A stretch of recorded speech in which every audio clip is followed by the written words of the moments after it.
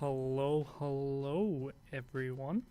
Welcome to 3D Bootcamp, fourth week of 3D Bootcamp, and my last online bootcamp as well.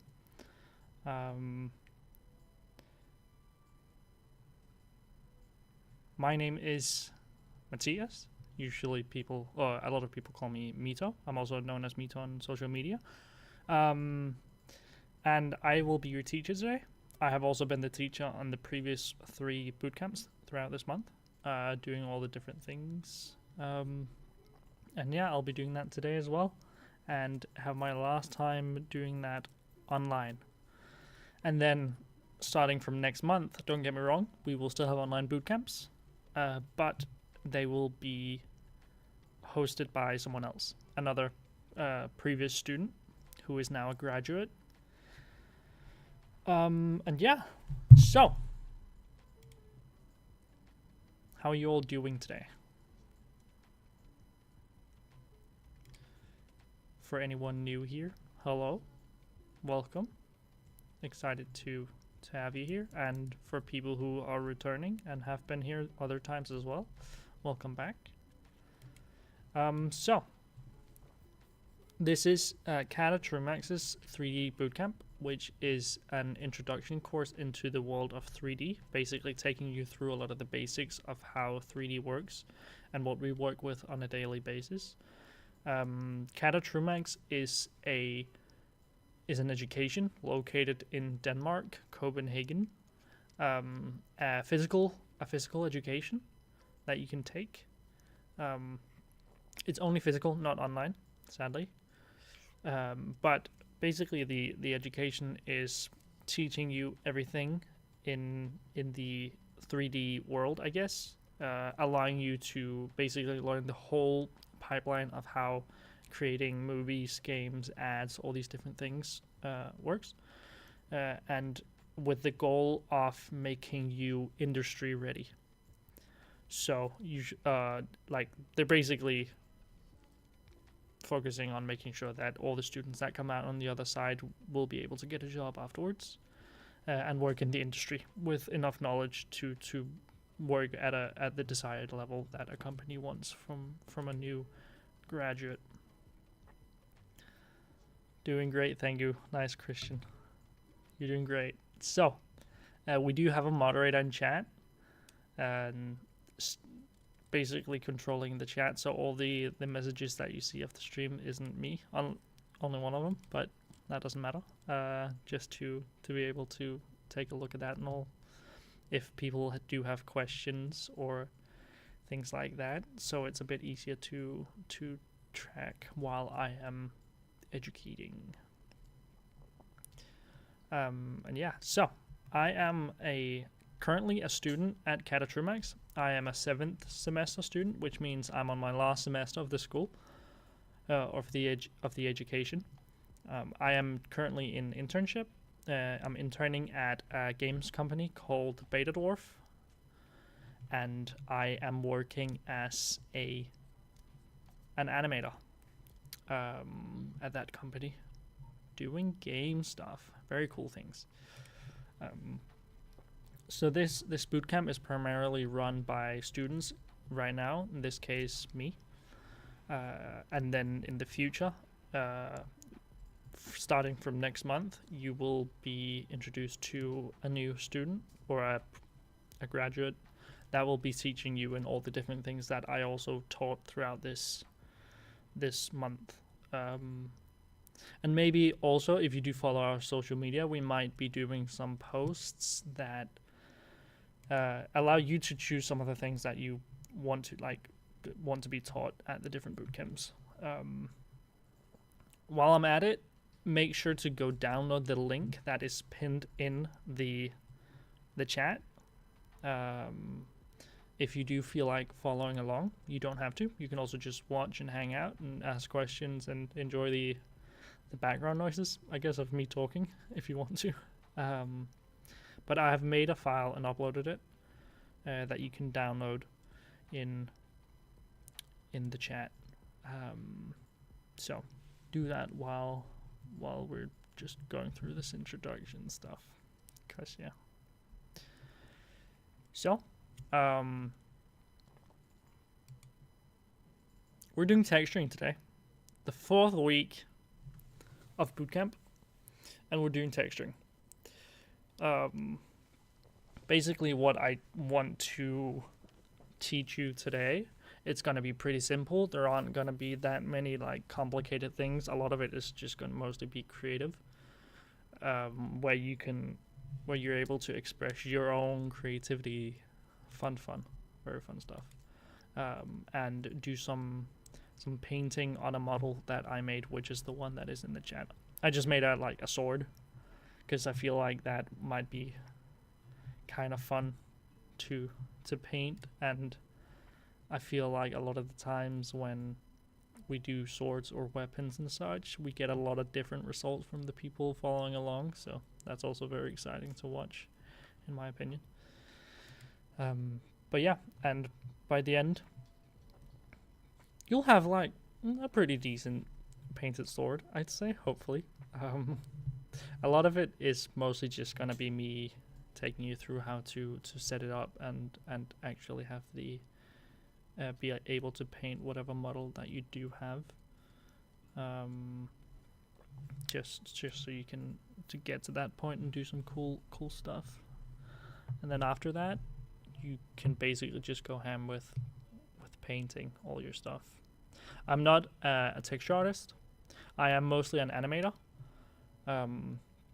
which is what I do on a daily basis at my company. But texturing, which is what we're doing, is still one of the subjects that we do get taught at the school, meaning that we all have knowledge of how texturing works, at least to some basics, and those are mostly the stuff, or that's pretty much the stuff that I want to go through today and teach you. Pretty basic stuff. You might have an advantage if you know how to draw in real life. I have never learned how to draw, so going into it was a bit more difficult compared to some other people that know how to draw, but it's still a very fun thing, and I do personally also want to get more into texturing because it's a pretty fun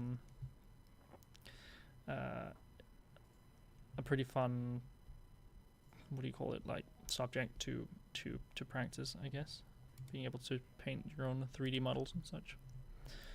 Cool. This lesson today, I am personally using a drawing pad because it is similar to drawing. It is easier on a tablet to be able to get like better strokes and all these different things on the texturing. So if you do have a drawing pad, I would highly recommend using it. You might have a greater time at getting a result that you'd like. But it is completely up to you. You can also just use your mouse. It won't really change any like type of hotkeys or anything that I'm going to be going through, so it shouldn't put you behind. But yeah, so that's the plan for today. Yeah, cool. So let me go through some basics in case you have not used Blender before and you are completely new to the 3D world. Let me just make sure that you're able to follow along and know what you're doing. Glad to see the bootcamp is back. I'm happy to hear that. I'm really excited to for next week to see because I'll be hosting a physical bootcamp instead for people in Denmark. So if you are from Denmark and watching along right now, do feel free to, from next month on, join physically at our location, where I will be going through some similar things as we're doing here at the bootcamp, the online bootcamp, but just using industry standard programs that I'm using on a daily basis and teaching you some of those different things that I am doing. So that will be very fun, and I hope that peeps will come along. Yeah. Cool. Let's get into 3D. So, this, hopefully if you have opened the file that I sent, this is a scene. This is a 3D space. The way to navigate throughout this 3D space is mainly used. So stoked for the physical boot camps. Hell yeah. The way that you mainly move inside of Blender specifically is that you use your middle mouse button a lot. So while you're in this view, just like hold down middle mouse button and then drag around, then you're basically rotating around your object in 3D space. My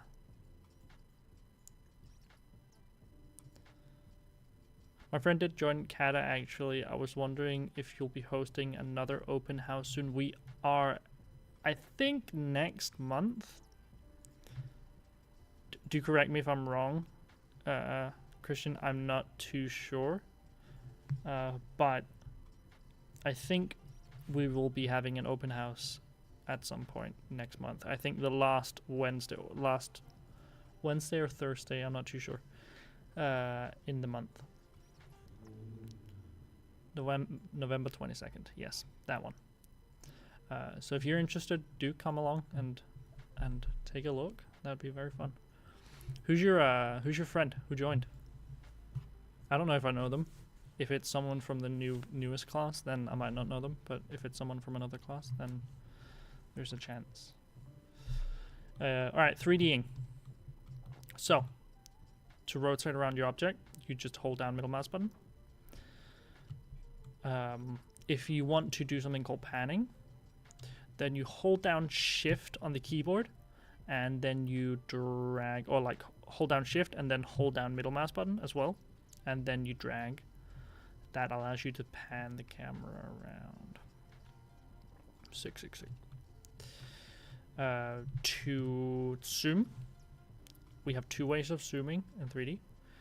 We just have scrolling on your mouse. That does this like kind of stepped scrolling, I guess, which can be quite useful. There's also a way to make it smoother, which can be useful in certain cases. And you do that by holding down Control, and then you hold down middle mouse button, and then you drag, and then it's gonna get like a smoother version of the zooming that you had with just scrolling on your middle mouse button. Then the last thing that we do when it comes to navigation is holding down Alt on the keyboard and then holding down middle mouse button, and then you drag a bit, like kind of do it fast, because sometimes it doesn't do it. Like if I just do it like casually, I'm not too sure how it's set up, why sometimes it doesn't work exactly the way you want it to, but you just drag, hold down middle mouse button, drag, and then it does this. So yeah, sick stuff. That's the way you navigate. Tony, first semester. Okay, then I don't know. I haven't really talked to any first semester students. That's the only class I haven't really talked to. So I'm kind of blank on that. I'm not at school anymore, so it's a bit hard to get to know them all. But yeah. But do feel free to come to open house and join the physical boot camps as well if you want to just see the place and try out some cool stuff. That'd be cool. I would love to see you there if you're interested.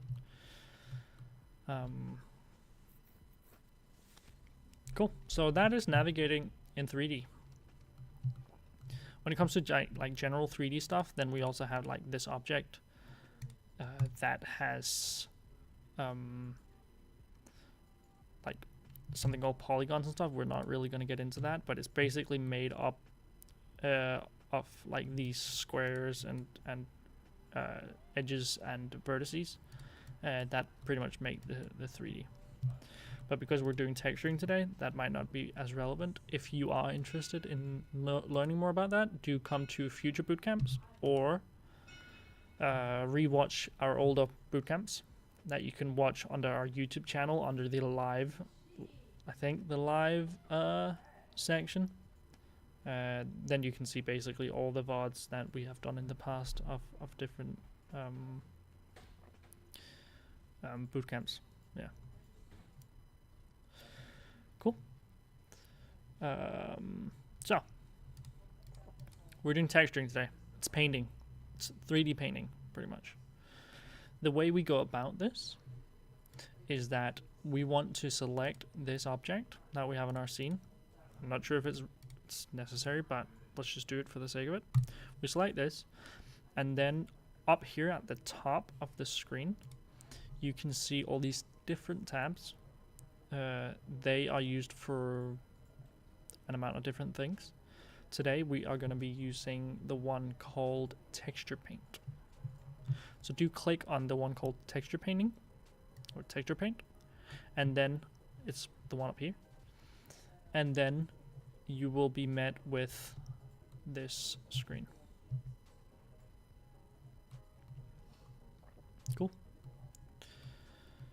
So basically right now what you're seeing is that we have this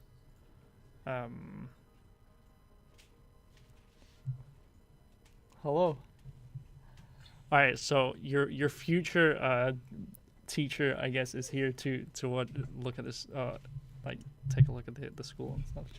Yeah, come. That's your future online bootcamp teacher that you will be having online starting from next month, right? Yeah. Yeah. Yeah. I know you'll miss him very much, though. No, I'll try to fill his shoes. Oh yeah. Nice. Yeah. Good to see you again. Likewise. Cool. So so in this case, when we have this weird looking pink purple sword, we basically want to give it a texture map.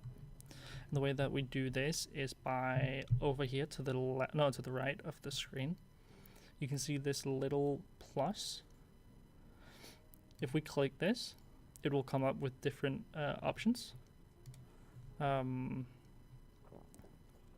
These options, what we specifically want today, since we're painting some texturing stuff, all these different ones have a lot of different purposes, like metallic, roughness, specular. All these different things are things that you can tweak, which changes the way that light reacts to this model pretty much. So just roughness, if you have a lot of roughness, it's gonna make the whatever you have feel a lot less like glossy and such. Not relevant for today. What we're going to be using is base color. So you select the base color, and then it pops up with this new menu. This menu is basically just whatever texture map that we're trying to make for this model right now.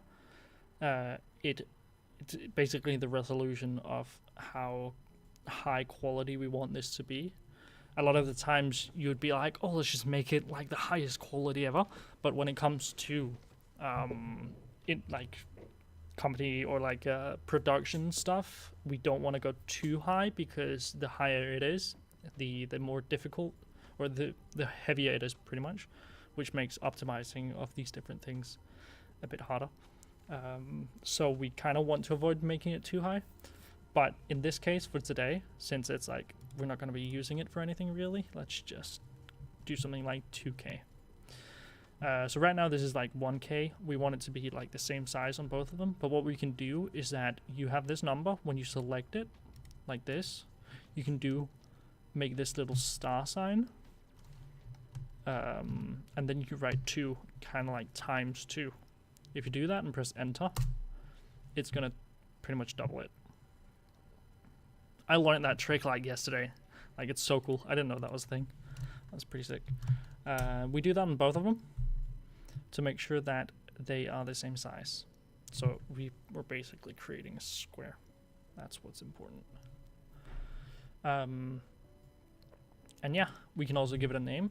What do we call it? Let's do sword text, like underscore text. Basically to indicate that this is a texture. So usually when we do textures or we do models and such, naming conventions can be very, very, very important.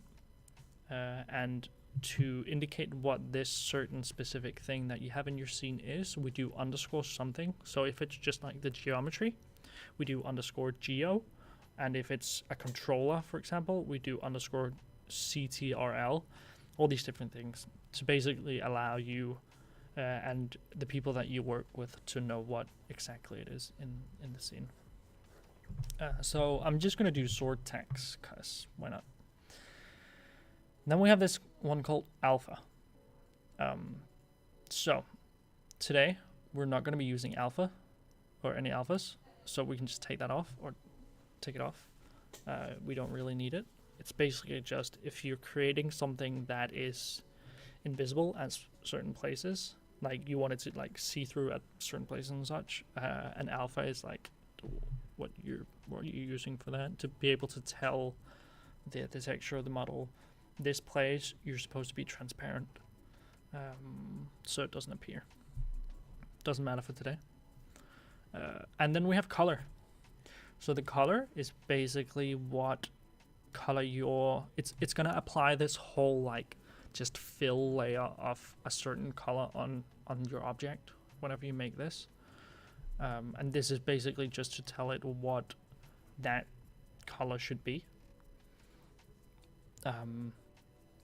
So you can just choose whatever color you want. You do not have to do the same color as me. I think I'm just gonna make it like a fairly decently normal small little dagger sword thing, just for the sake of it, I guess. But you can just do whatever you want. So I'm gonna do something like kind of gray, and then maybe move it a bit towards the blue actually, because metal is kind of getting that like blue color, like the because of the coldness of this metal. A lot of these different metals, they do have a bit of blue shade in them, so that would be a decent way to start for me. Just a tad. I can always go and change the whole thing when we actually start doing the texturing. Then I press OK after that. So as you can see, our sword isn't this weird ugly pink color anymore. I mean, I'm calling it ugly. I guess it's subjective. I feel like it's too saturated. I like desaturation. I like pastel. I don't know what that's called in English. Pastel, probably. It's just more pleasant to look at, in my opinion. It's personal. So yeah. That's basically how you apply a texture onto your model. Right now we have this view. This view is what we wanted to showcase how the model is unwrapped. So unwrapping, when it comes to texturing, is the way you're able to texture a model is by, you might have seen a lot of these random like pictures of like a model or something in a game or something just like put on a flat plane, and then it's kind of like cut out into different pieces and such. That's like a UV map, and that basically, when that's cut out, that allows us to paint on top of that to make sure that we can get a texture with the different with the right proportions and all these different things. I did that beforehand. That's why we're not doing it now on stream, because I did that when I made the model, so we don't have to do it now. But that's also a thing. If you want to learn about that, I guess Google UV unwrapping Blender, and then you can figure it out if you have your own model and you want to UV unwrap it. But today we're just doing the texturing part. But to be able to show that that cutout of what our model looks like on a 2D plane, you can go over to this side of the screen where we have this other window, and then up here right next to the one called new, because we already made a texture, we don't need that anymore. So what we have is we have this little button. It kind of looks like I guess a painting, like a Bob Ross quality painting. It's pretty good. We click that, and then you can see that we now have this new texture called sword text, which is what I called my sword. We select this, and that should reveal a new, basically the texture. Now, don't mind me. I'm not as used to Blender, so I'm not too sure why it's not showing the grid off. So this is basically also, this kind of shows like what a UV map is, or how things are spaced out on a UV screen. But go here, and let's see if it does anything. Now I'm kind of curious because I actually don't know. It might also just be because everything's very light. No. That's a good question, actually. Why does it not do that?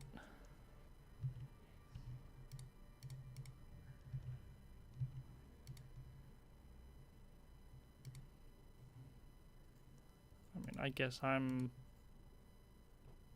at a place of confusion. So you know what we can do is that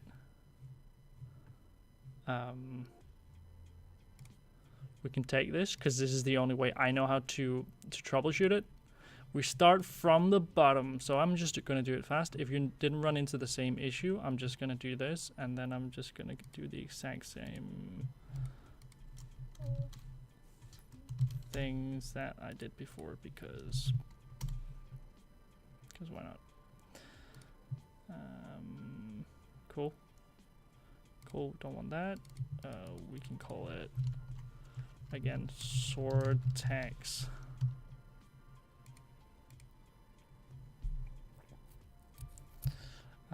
And then I'm just gonna, yeah, whatever, it's fine. All right, now we have this thing. Look at that. I actually have my UV. So I'm not too sure why it wasn't showing up. I might just be an idiot. Doesn't matter. We have it now. It's cool. Pastel colors are nice and soft on the eyes. Exactly. See, that's what I'm saying. It's very nice. Okay, so this means that we basically have it's showing off my very budget UV unwrapping of this specific sword that I did, which is very nice. I'm really curious as to why this didn't work the way I wanted it to, though. What if we try and apply a new one? No, it's literally just... I'm not too sure if it's bugged or what. Someone who knows Blender more than me might know. I don't care. Doesn't matter. We have this working. So now we have this. I feel like Deep Rock preferred low poly design in Overwatch as well. Had simple yet beautiful designs. Yeah, that's very true. Usually a lot when it comes to games, technically things aren't that high poly. A lot of things are low poly, especially in a style like Deep Rock that is specifically focused on being low poly.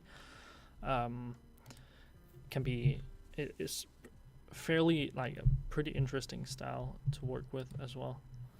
I also made my own game at some point in my 6th semester that we uploaded to Steam. If you want to check it out, it's called Bungus Bright Eye and the Great Extravaganza. If you're interested in playing a point-and-click adventure game made by me and a couple of my fellow classmates. Pretty cool game. Selfless plug. But we're also working with very, very low poly things in that game, which can be quite fun to be that stylized. And Overwatch just looks overall freaking amazing, to be honest. Okay. Back to the stuff at hand. So we have this and this now. this is basically, again, showcasing all these different things. What we can do in this one is that we can actually now, because we have applied this texture, we can paint on the model. So you can do this, just like straight up painting on it. I control Z to undo that. We can also do it over here, and it's gonna have the same effect. It's gonna just be a bit more controlled over here, I guess, because it's like you're specifically drawing on whatever you're doing, so you can kind of get like these types of things going on. You actually sent the game. Yeah, so that's our game.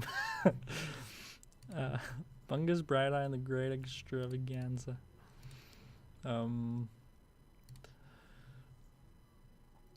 So yeah, but what we can do here is that now we can actually just go crazy and paint these different things. I kinda want to make everything a bit lighter, kind of similar to what we had before. So I'm gonna do this, and then I'm gonna, we have this color wheel over here. We can also get it on the left side by, if you look here where my mouse is, there's this little arrow. If you click on that, it's gonna pop out with this menu as well, and then you have it, I guess, closer to this area if you don't want to go all over here, and check that out. But in here, we have a couple of different things that we can do. Yo, I've actually seen this before. Well done. Thanks. I appreciate it. So, in this menu, we have a couple of different options that we can work with. So we have both, we can see here, we have things called radius and we have strength. This basically determines how large your brush size is and how strong it should be drawing. So as an example, so this is our brush size right now. It's set to 50. If we press F on the keyboard and then drag the mouse, we can basically resize our brush.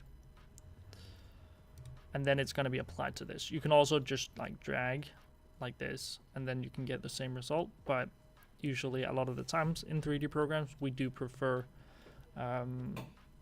shortcuts because it's a bit easier to work with. You're a lot faster in your production, and in production, time is money. So you generally want to be as fast as possible when it comes to these different things. So shortcuts are nice. So F for rescaling your brush. That is both in here and in here. Then we also have strength. And the way that we alter that is by doing Shift S. No, not Shift S, Shift F. This comes up with this menu, and that's basically just the strength of the brush. You can see it changing over here as well. So I'm going to put that to 100 and then give an example of how this thing actually works. So when we do paint like this, we do this. This has like a very, you can see it still has a pretty soft edge, but like the middle is very like filled in, right? So if we were to change this and turn down the strength on the brush by doing Shift F, and then we turn it all the way down, then you can see this brush becomes a lot softer and a lot weaker, because it basically tries to blend out the color a bit more. It can be useful for some things, for example like shadows and highlights and all these different things, if you want them to be a bit less hard and smoother to look at. Then things like that can work quite nicely. But I do like my brush at 100 right now for what we're going to be doing. Cool. Also, the smaller you make your brush, it kind of like it kind of fills out these different spaces a bit more, it seems. So if I make it like really big, you can kind of see that a lot of it is very smooth around the edges. And then if I make it very small, then it's going to be quite like condensed into the texture that you can see. So those are a couple of the different things. Then we have the color wheel. this is basically for you to be able to change whatever color that you're doing, and that you're painting with, and that's basically what we're going to be using for these different things, right? Cool. So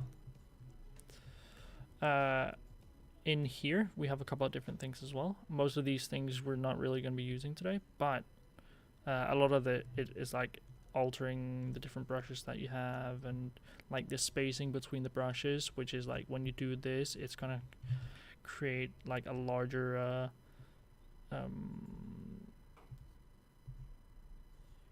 look at that, it kind of like creates larger holes in between what you're drawing with, because you're technically in this case drawing with a circle. So when that's like that, it becomes very we're just gonna set that back to 10 because that's what it was before.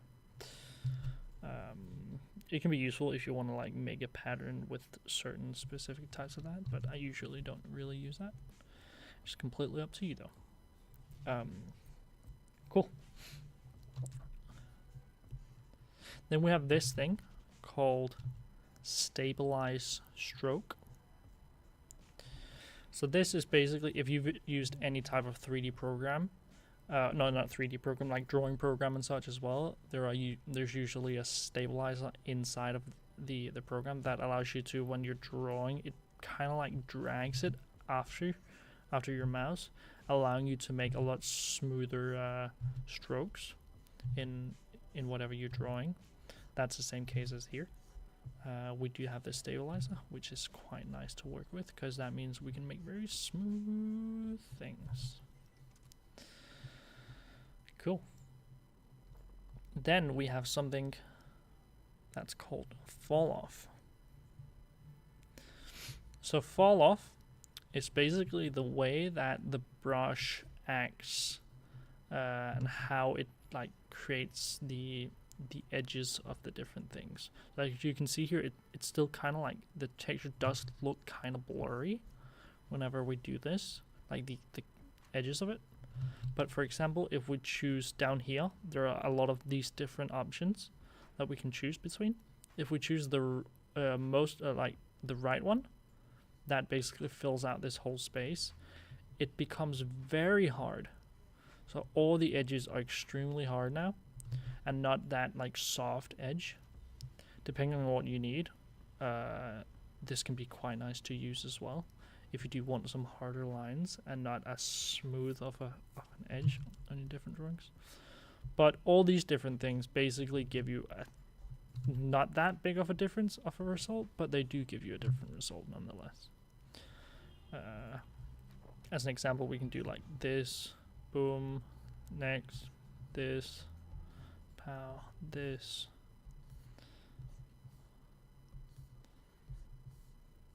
And this.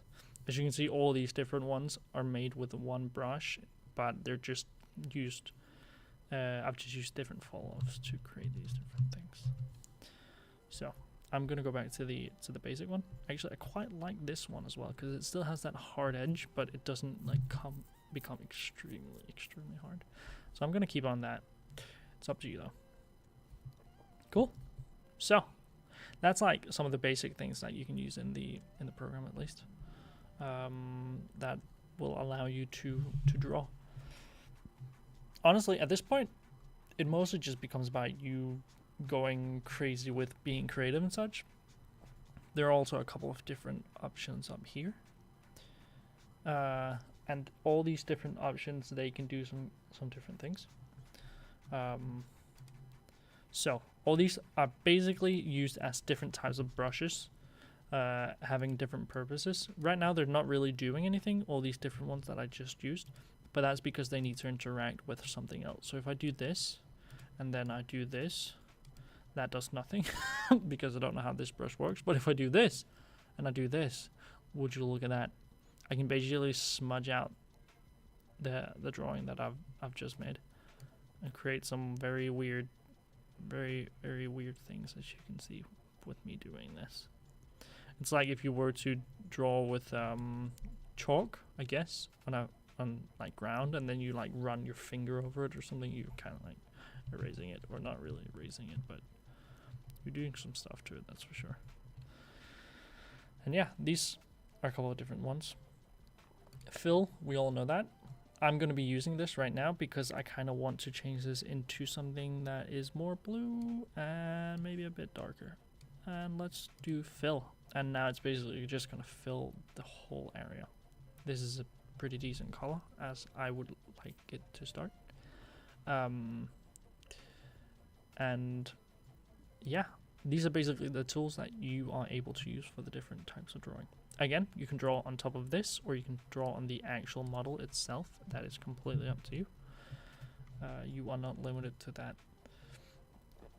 One last thing before actually starting to paint that I do want to do is that the way that the 3D program kind of viewport renders this this model and the textures on the model, as you can see, it kind of like it reacts to light and lighting. When we turn around our mouse, you can kind of see the light glimpsing over it and change it depending on what angle you're watching it from. We can change this into some different things.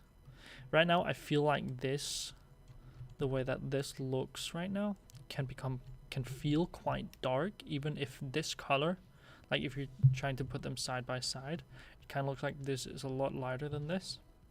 So we are able to change the way that that looks by going up in this small little menu where you can see all these different balls. We can basically click this arrow down button, and then we have a couple of different options. We have something, you can basically see the overall title is lighting, the way that it reacts to the model, or the model reacts to the light in the scene. We have these different things. One called Studio, one called Madcap, and then we have one called Flat. They're basically different ways of showing off the lighting on your model. What we can also do is that we can click on the ball that we can see right here, and that's going to come up with a couple of different options as well. Also, different ways that the model that we're viewing, from what angle we're viewing it, changes. Because the light kind of comes from another angle, so we can see that it kind of changes depending on what this thing at the top looks like and where the shadows come from. For example, in this one, the shadow is like always facing us, as if the light comes from the other side, and it gives it like a nice light rim around it. While the other one, like this one, basically the light comes directly from where we're watching it. Depending on what you want to look at, I guess you can do that and play around with these different things. We also have Madcap, which has a lot of more options. A lot of these options can be quite fun to play with whenever you have a model and a texture and such, because it can change the way that you look at it quite a lot. And you might find it like, oh, this looks more cool to work with.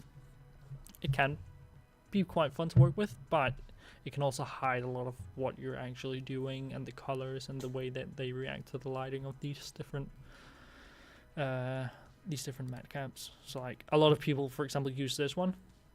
What I have been taught is don't. Especially in a program like ZBrush and stuff, a lot of people end up using this because it's just like, oh, it looks so cool, it has color. It doesn't really react the way that you want it to. For example, if we were to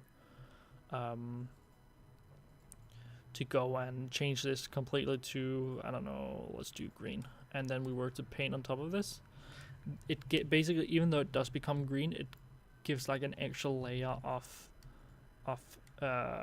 darkness, because it has to like kind of match whatever thing that you have on the screen at the moment.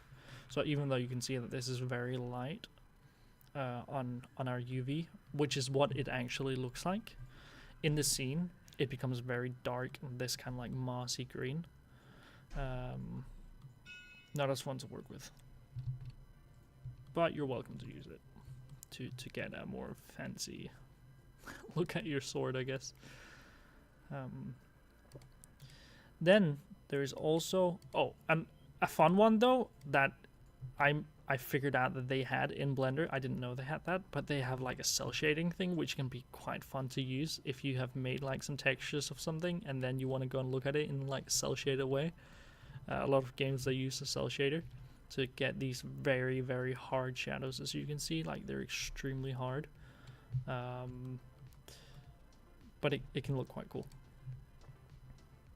Last thing, there's also something called flat. Basically, the way that flat works is that it only takes whatever color that is applied on it and disregards any like outside influences such as like lighting and metallic or metalness and roughness and all these different things. It basically only shows whatever color that we have given it,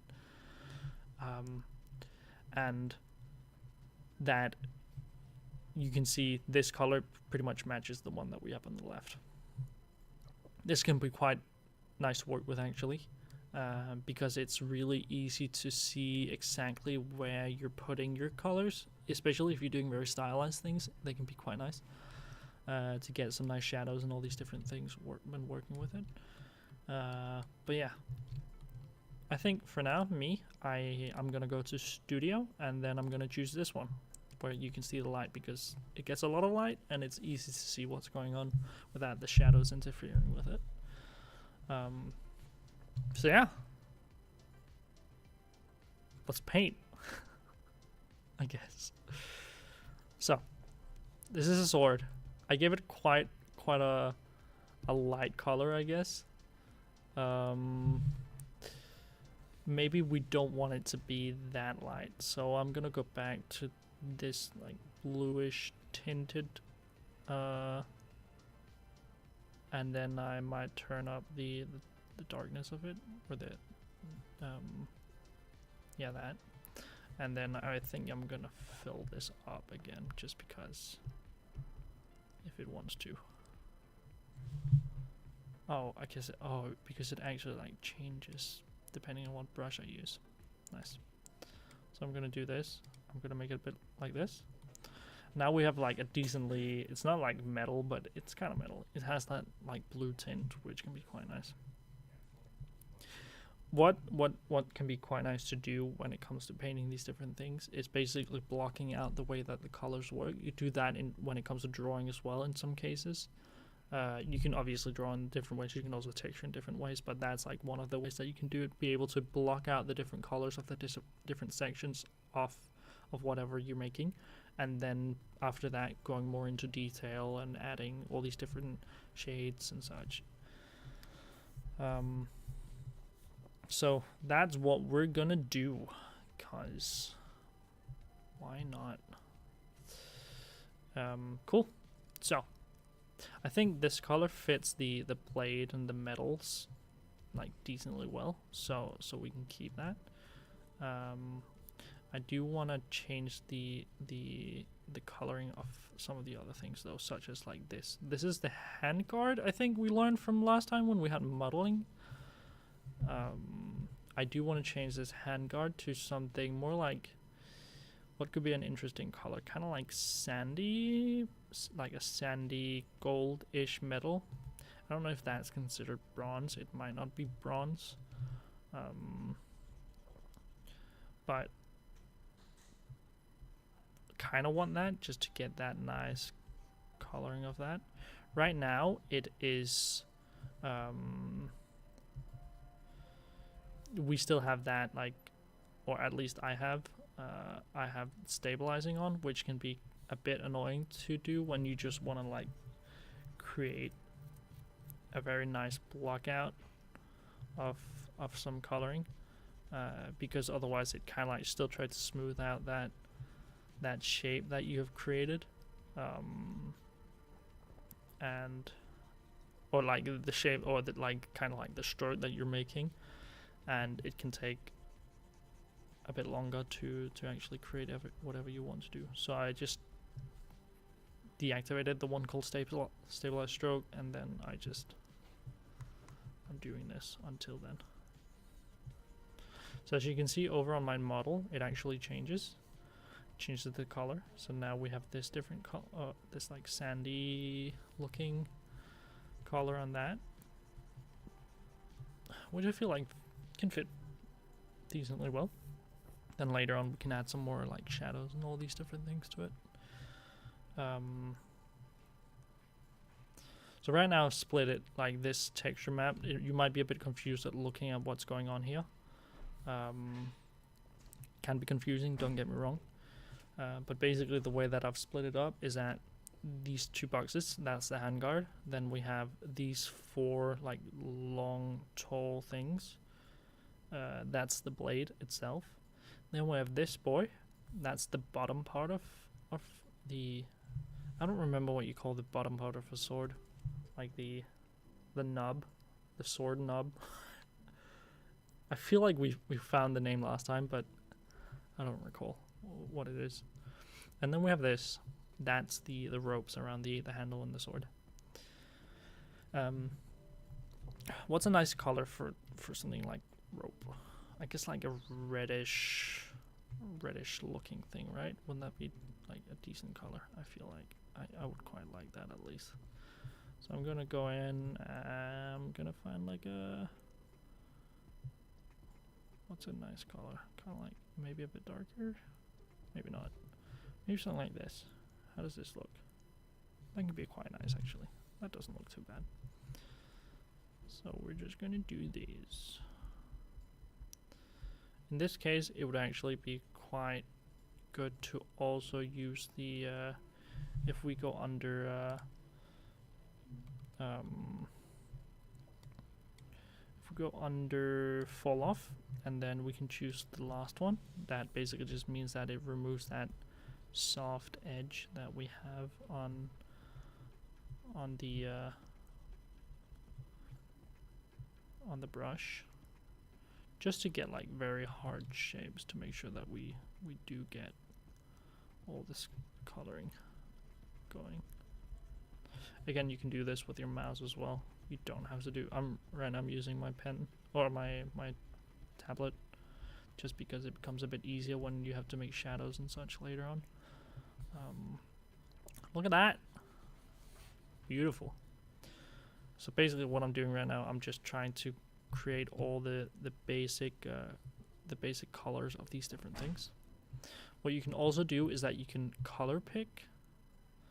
I actually don't remember the button for color picking. Now that I'm here, that's kind of annoying. What is the shortcut in Blender for color picking?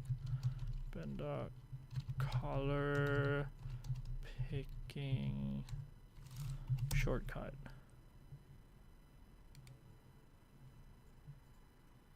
I don't remember. That is a good question, because the color picker can be become quite useful. I think it's S if I'm not mistaken actually. Now that I think about it. Oh, let's not do that. What if we do S? Oh, would you look at that? So now we have this. So I basically just color pick this one, and then I'm just gonna paint over this shape around here. Just to have that match the metalness of the handle. Get a theme going. Because why not? Now we have that. I might change it later. Actually, I kind of don't like that. I might want to change it to something more like... more mythical? I don't know. How does that... It kind of becomes a gold sword. It feels a bit awkward, right? Am I the only one who thinks that? What if we go for like a bluer, a darker blue, something like this? How's that look? That can look quite cool.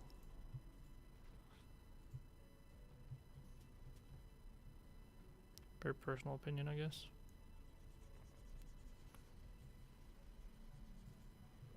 It's also because it's not like drawing with 100%, it's kind of taking some of the color under it, but I actually quite like that.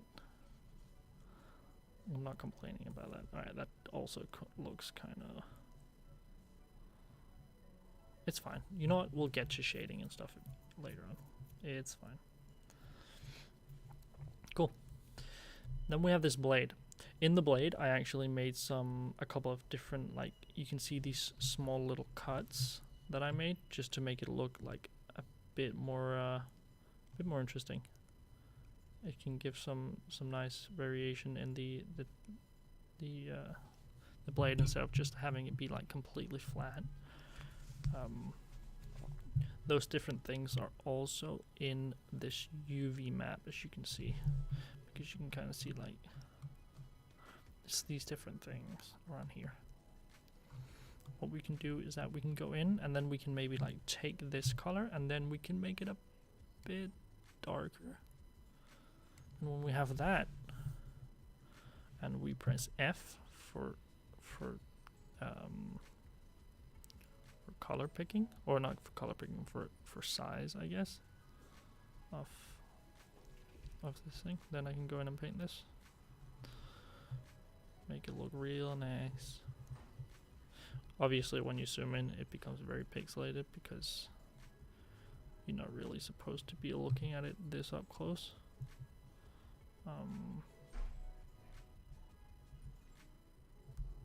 That's what happens.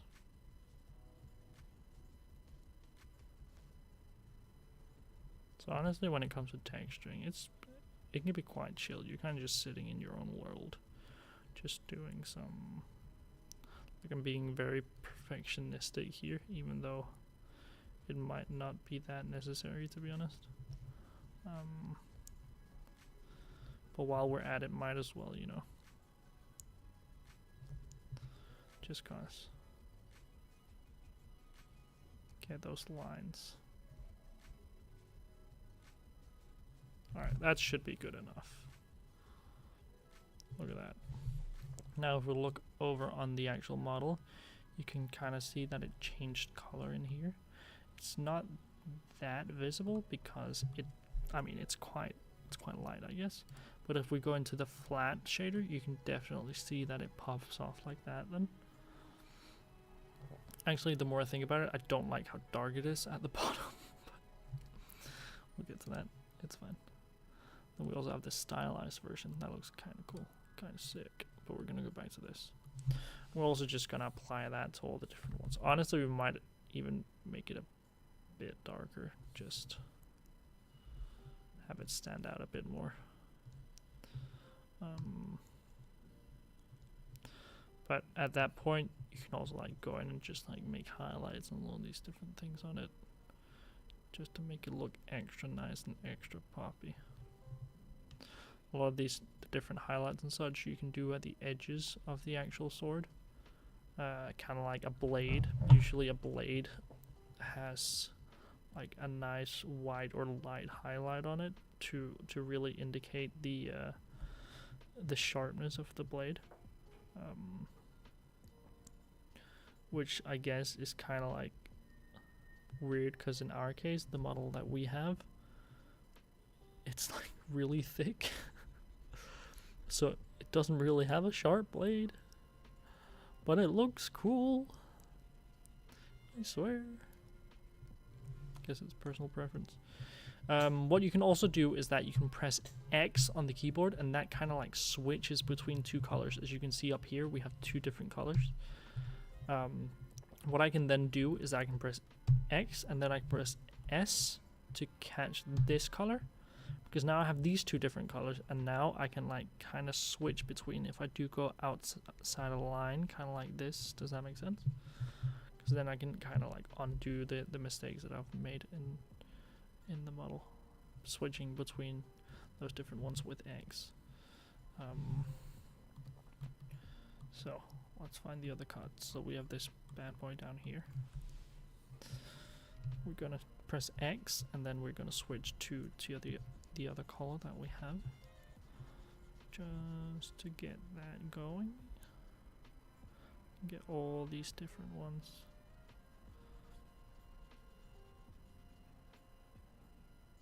Darkened up a bit. I don't know what the logic would be of it being like why it's darker inside of the actual blade. I'm not exactly a blade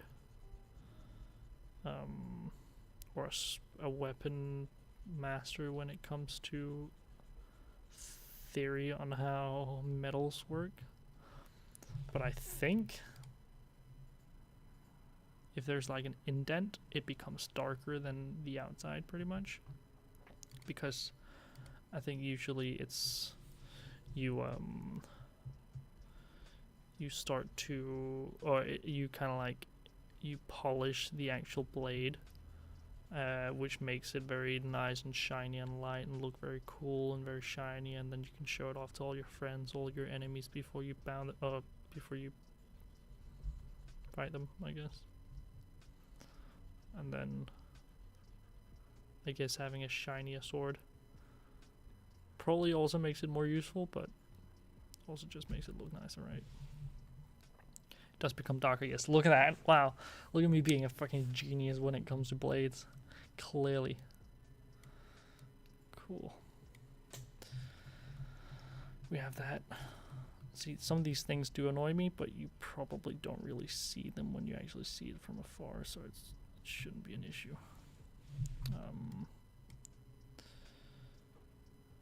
Okay. Cool. And then we have this up here.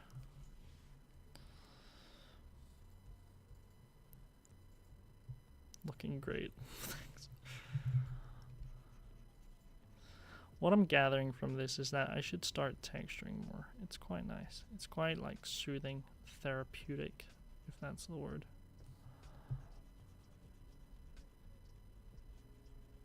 You know what we can do instead? This actually, like, what we can do is that we can do this, and then we can like kind of color over this whole thing, even though we do go outside the lines, but that's fine, because what we can do afterwards is that we can clean it up with the other color. Kind of pressing X, changing to the other color, and then we can start to clean it up like this. Just gonna do that, because I took a bit too much. Then we do it on the other side as well.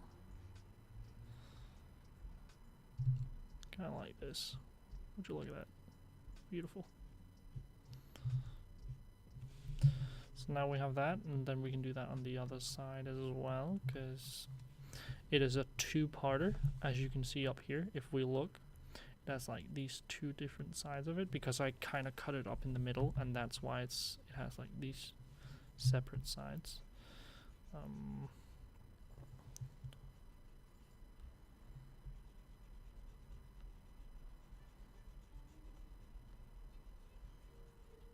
Worked on our favor though, I guess. It's probably fine.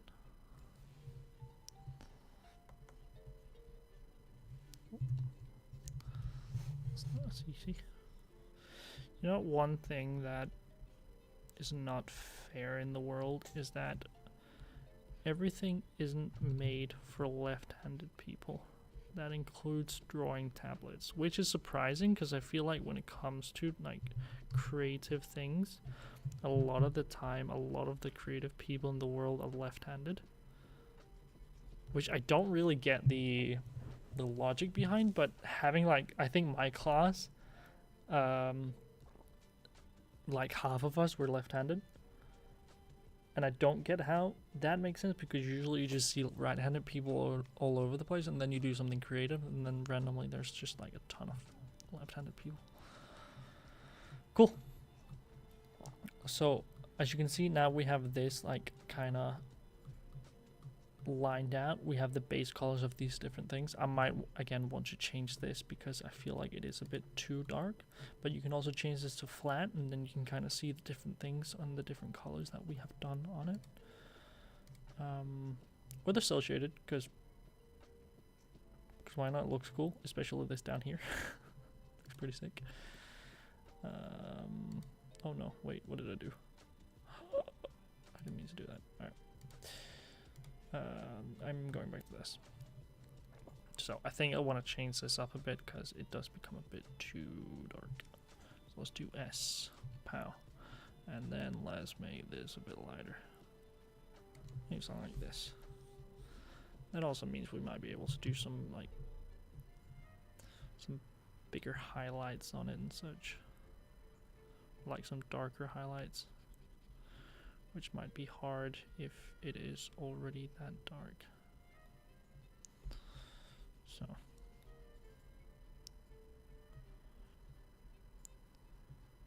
As you can tell, I've never been this concentrated in trying to draw inside the lines, yet I don't do it. Like it's just an absolute mess around these edges. But these edges, if you get outside of the edges, you cannot really see it because obviously the model cannot like load that up. So all we get is just this very clean looking materials. Alright. At this point, it could be quite interesting to make some darker shades. There is one tool actually that I also discovered that you can draw with gradients, which can be a pretty interesting thing to work with. So basically, this, I don't think it works for mouse and keyboard, sadly, but if you do have a tablet with input, like of how light or hard you draw with, it's going to change the coloring of the different things that you draw with, so you can make it like very dark or very light. So for example, if we want to work with some of the coloring on these different bad boys and we can maybe make a gradient, it might look kind of cool. So let's try and color pick this, and then we can do this, and then maybe color pick this, and then we can take this and make it a bit darker, because now we can work with like a darker red and a lighter red at the same time. So if I hold down and then as you can see, we're getting these like cool shades of different gradients. It might not be as useful as I had hoped, but basically we can create some gradients in this.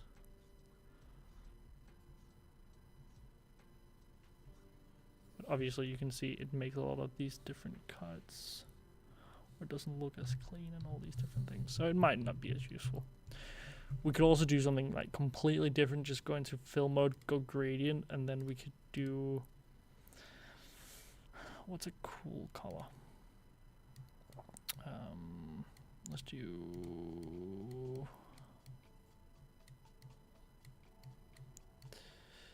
like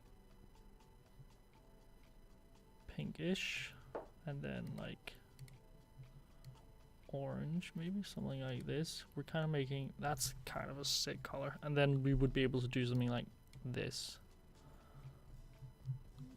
Like, that's pretty sick if you do ask me. Look at the blade, like that makes the blade look really cool. I'm not sure how we can like filter that, because it honestly could be pretty interesting to have that type of color on the blade.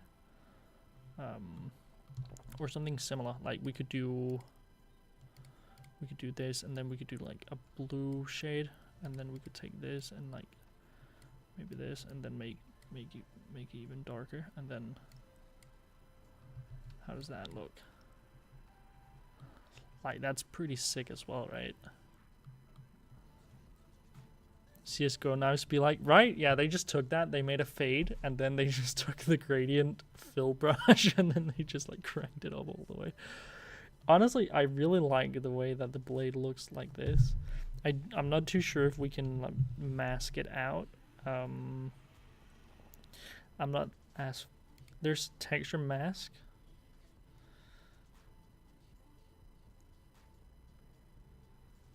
Now the question is, how does that?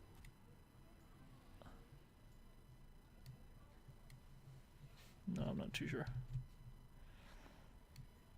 I'm not too sure how this works.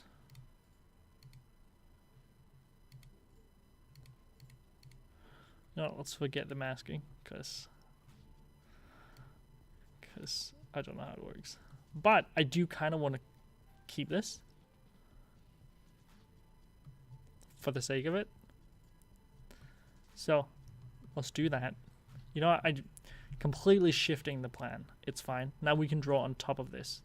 So we go back to this layer, and now we kind of wanna create these colors again because we were stupid enough to to do this too late. So we're gonna go back to making these red, but maybe make them a little less dark, like kind of like this. How does that look with the blue blade? I mean, I do find it kind of sick, not gonna lie.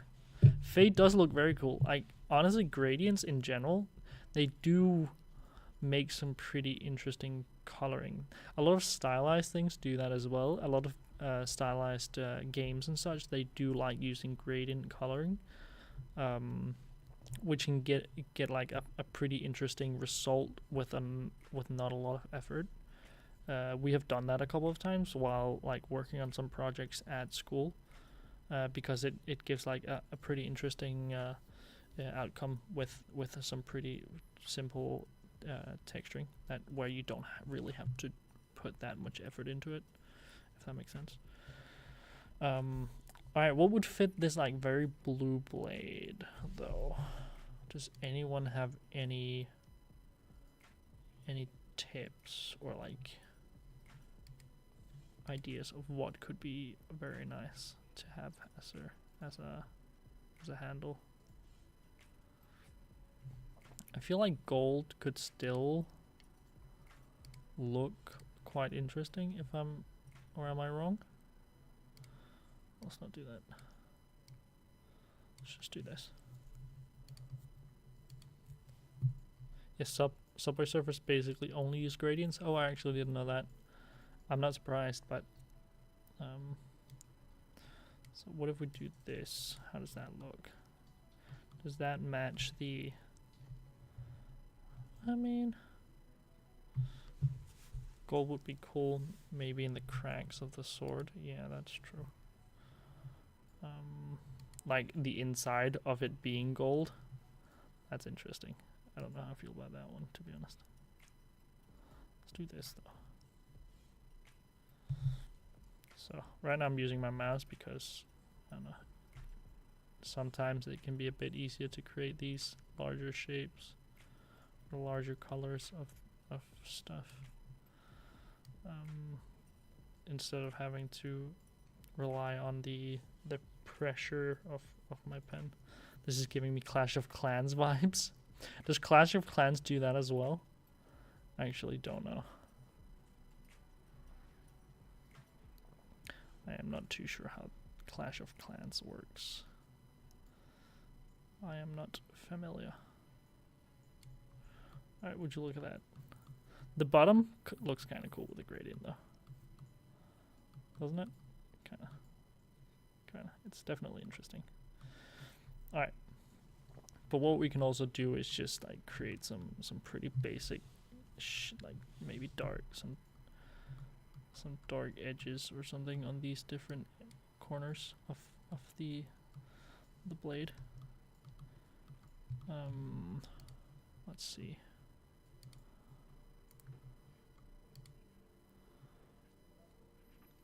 Or we can create some highlights maybe. So if we do that, and then we take this, and then we just create very light. And then maybe a bit wider. No, not that. That's it. And then if we have something like this. Now I don't want to use this brush anymore. Maybe I'm just gonna go back to the normal one. And then we can just like create some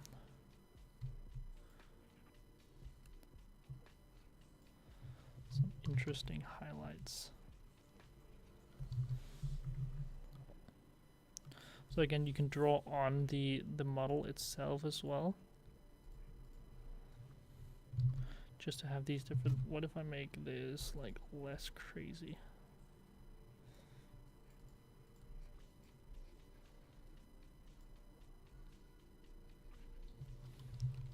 What if I use stabilize?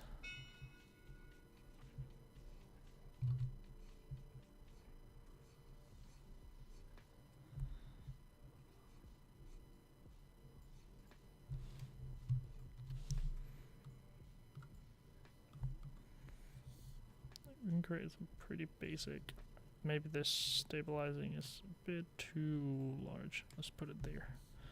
How does that feel? A bit better.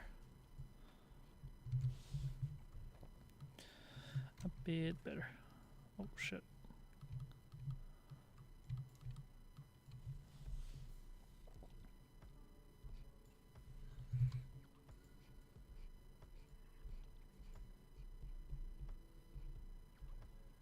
Even that stabilizing might be a bit too much, actually. Let's put it to here. How does that feel? It's probably fine. Color pick this so we can undo in case we do draw outside the line. Might not even want the fall off, actually, because it becomes kind of annoying.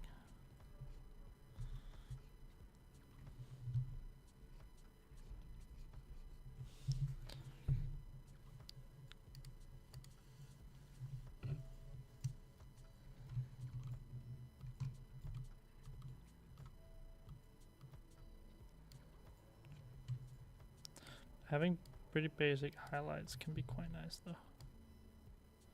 Just give stuff like a bit of extra color. Then you can technically also take this and like smudge it out and such.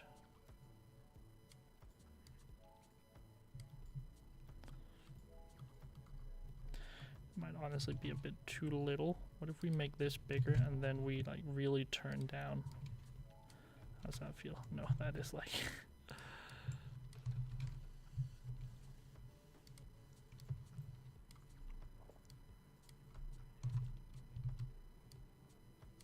so I guess it also kind of like changes depending on what the like the how you like your viewport, I guess, of it is. If you're a lot closer to your model, it's gonna make the brush automatically bigger, which I mean in theory can be a fine thing, but at times it can also be quite annoying to work with. So that's where if you want to be more like precise about some things, that you can go into these different, like into this view instead and create some like more general shapes, I guess, of like this stuff.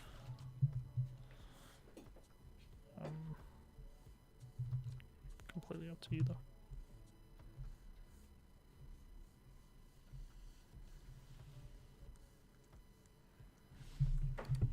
Let's try and use something like so what happens if we use the smudge brush, for example? You can kind of like create these interesting, doesn't necessarily look good, but you can definitely get some interesting. What about the blur? Does that work the way that I want it to? I guess it kind of like it smooths out, as you can see. It kind of like blends it with the already existing color. So it technically kind of like makes it disappear a bit, or blurs it, I guess. Blurs it out. I guess a way to make these different shapes, if you've made like really hard shapes, you can make them a little less extreme. But yes, texturing. You can do this for hours. I honestly don't really like texture at all. Like, it's been a while since I've actually textured. It's something that I do want to get into at some point.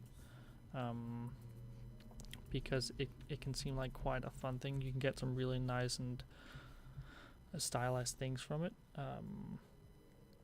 But yeah. So, if you guys have any questions about like industry or about the school, if you're interested in the school as well, do feel free to ask. I am a student myself. So I do know a bit of things. I personally mostly work with animation myself. So if it's like related to texturing, I might not be your guy.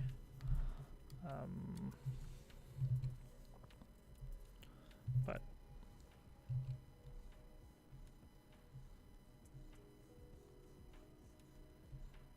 But yeah. And again, a lot of the times, like, you do work with, you can also see it kind of sometimes becomes an issue if you draw specifically on this and you kind of like draw like, let's say that you do kind of like this, kind of do that, then you can see it kind of cuts off like this, and that can give it a pretty yikes seam. So in cases like that, it can be quite nice to like go into the actual model itself and work like on top of that, just to prevent some of those different things, because that can sometimes cause some issues, which you generally at times want to avoid.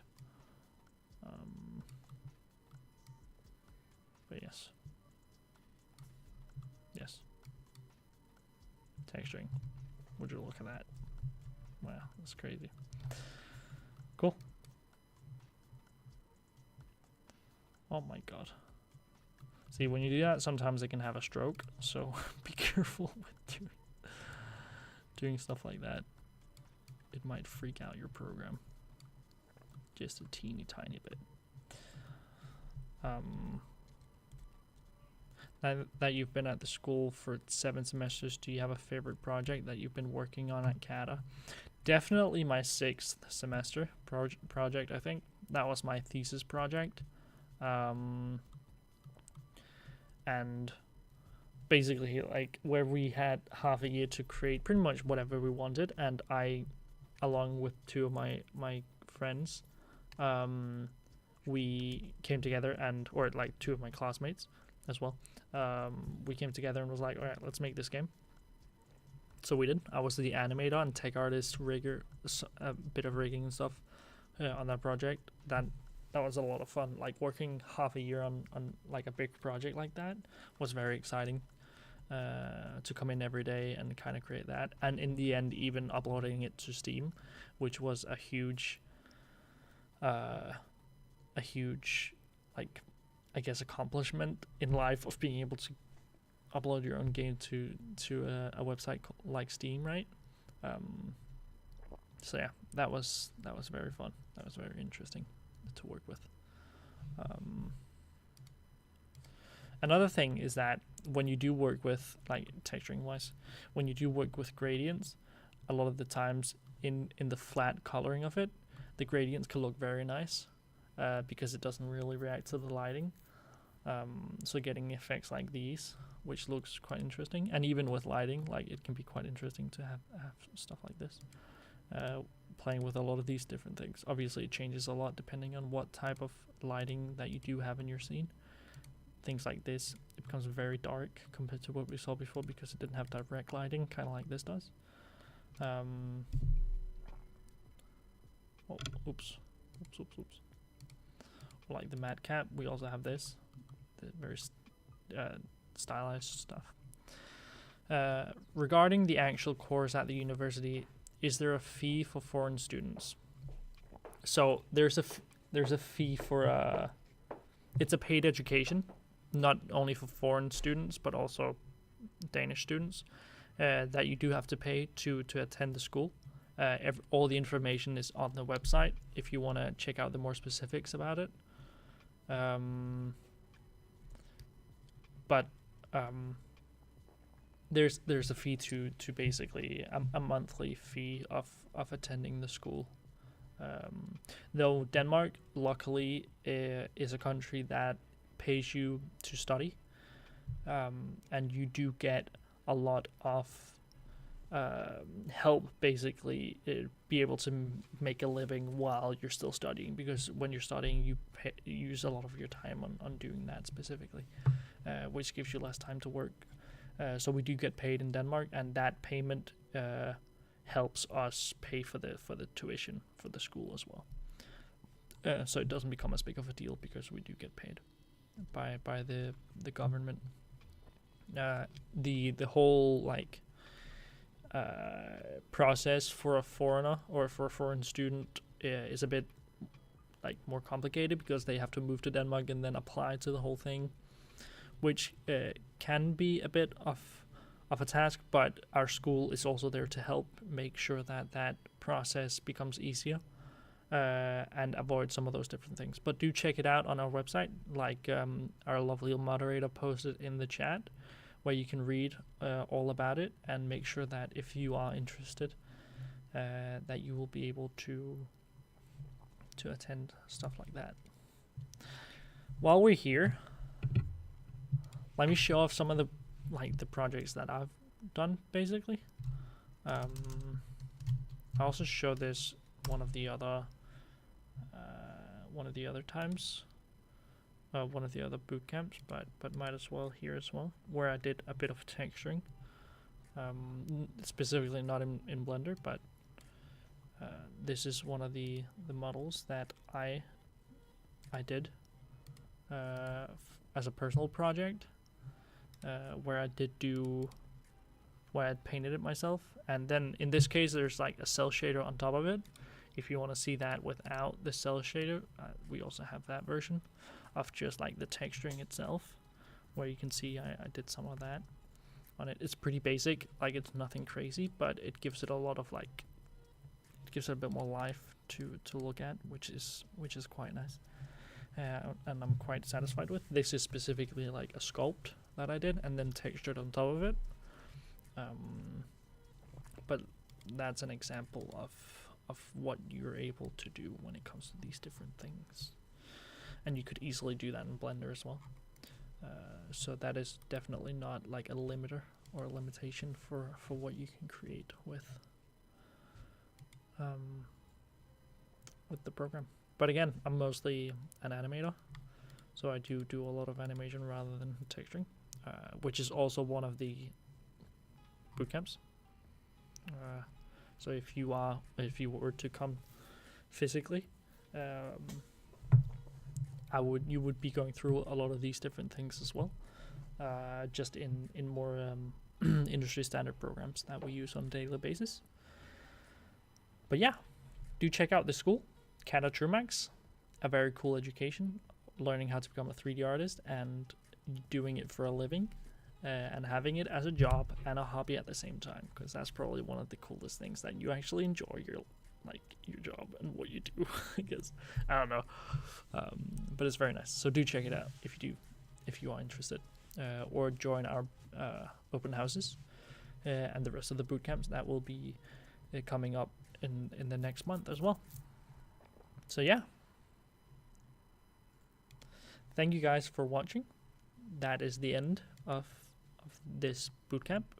If you don't have any more questions, I will end it here. But I hope the stuff made sense and that you're now able to do some texturing as well. Not about the course, but are there good job opportunities for 3D or even 2D art in Denmark? So we do have some companies both when it comes to film and games. Since Denmark is a pretty small country, the amount of like big studios that we have is quite less compared to some other countries, such as Sweden, for example. Like Sweden has a lot of these different companies, but even if we don't maybe have as many, we do have a lot. We have like, if you're interested in games, for example, we have something called like IO Interactive. They made Hitman. We have Cybo, who made Subway Surfers. We have Playdead, who made Limbo, and what's the other called? What's their newest game called? I don't remember. I just forgot. But some pretty cool things, and we do get a lot of connections to be able to basically get around and get all these different things. And thankfully, Ghost Ship Games as well, who made Deep-Rock, that's a good example as well, of different companies that we do have in Denmark. Right now, I'm currently working at a place called Beta Dwarf, also working on games, which has been incredible and is incredible. I'm still there, but it's a lot of fun and a really cool opportunity. 2D, I think, is a bit harder, as far as I know. I'm not that deep into the 2D, but I don't think 2D is as needed as 3D is. Because when it comes to 2D, it's very, very, very like specific on what they need, while 3D can go around a lot of different places because there are a ton of different things in the pipeline of 3D and post-production and all these different things. So there are definitely jobs for all these different kinds of things. In my case, I'm just an animator, so that's what I'm working on a daily basis. But yeah, hope that kind of answered the question as well. But yes, I'm gonna wrap up here. Do tune in next week for the online bootcamp as well, where you will be having the new teacher. She's called Emily. She's very cool, very fun. I think you'll have a great time with her as well, going through all these different basics of 3D. And if you live in Denmark and you want to have a more physical opportunity, do come to the school and check out the website for all this, all the information for the different boot camps and where you would have to meet up and when on all these different things. And yeah, I will hope to see you there. That would be very great. Hope you guys had a good time, and I will